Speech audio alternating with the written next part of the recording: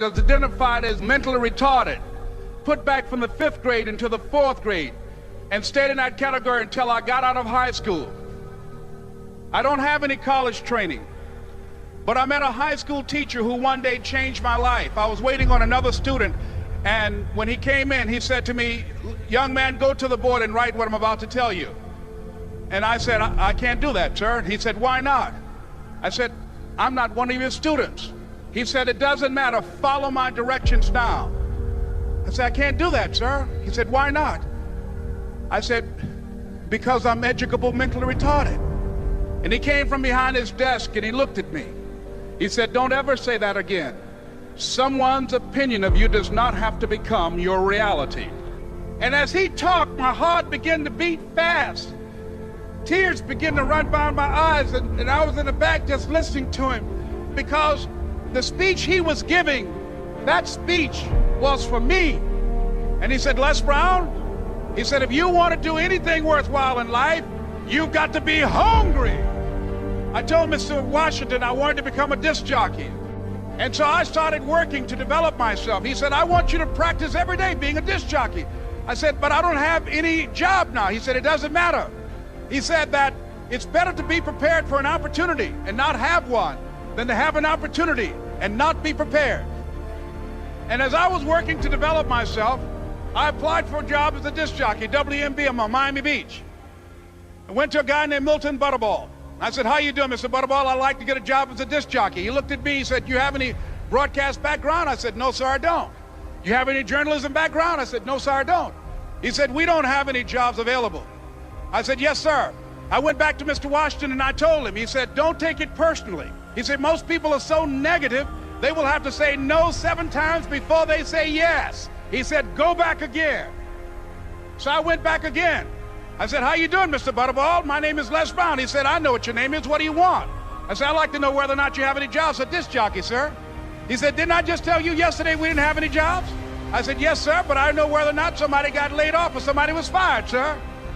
He said, "No one was laid off or fired. Now get on out of here." I came back the next day like I was seeing him for the first time. I said, "Hello, Mr. Butterball, how are you?" He looked at me with rage. He said, "Go get me some coffee." I said, "Yes, sir."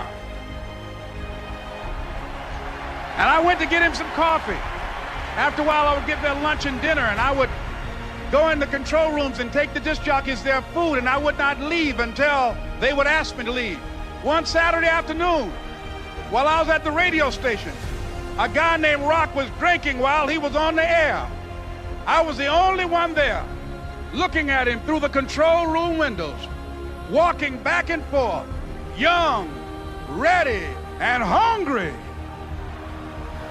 Pretty soon the phone rang, and it was the general manager. And I answered the phone. I said, "Hello?" He said, "Les, this is Mr. Klein." I said, "I know." He said, "Rock can't finish his program." I said, "I know." He said, "Would you call one of the other DJs in?" I said, "Yes, sir." I hung the phone up. I said, "Now he must think I'm crazy." I called my mom and my girlfriend, Cassandra. I said, "Y'all turn up the radio and come out on the front porch. I'm about to come on the air." I waited for about 20 minutes, and I called him back. I said, "Mr. Klein, I can't find nobody." He said, "Young boy, do you know how to work the controls?" I said, "Yes, sir." He said, "Go in there and don't say nothing here." I said, "Yes, sir." I couldn't wait to get behind those controls. I put on an old Stevie Wonder record called Fingertips. I sat down behind that turntable. I said, "Look out, this is me, LB Triple P, Les Brown, your platter playing papa. There were none before me, and there will be none after me. Therefore, that makes me the one and only. Young and single and love to mingle, certified, bona fide, indubitably qualified to bring you satisfaction, a whole lot of action. Look out, baby, I'm your love man." I was hungry. I was hungry. You got to be hungry. Begin to know that you have greatness within you.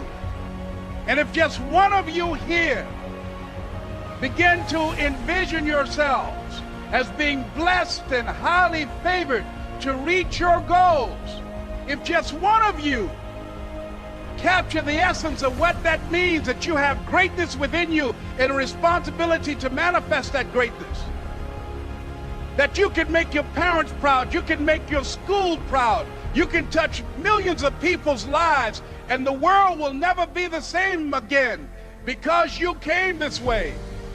It was hard, ladies and gentlemen, coming to speak to people. And I was facing financial difficulties in my own life. I was behind on my bills and my dreams, and I'm saying to them, you can live your dream. It was hard, ladies and gentlemen. It was very difficult to pick myself up each day believing that I could do it. There were times that I doubted myself. I used to ask myself, can I do this? And something said within me, you're the one. Don't give up on your dream. By continuing to push forward, by continuing to run toward my dream, that one day I would have my own talk show. It's a long shot, ladies and gentlemen, from Liberty City, an abandoned building on a floor, never knowing my mother or father. It's a long shot. Being here with you today in this dome in Atlanta, it's a long shot. No college training, labeled educable, mentally retarded, but I kept running toward my dream. Don't stop.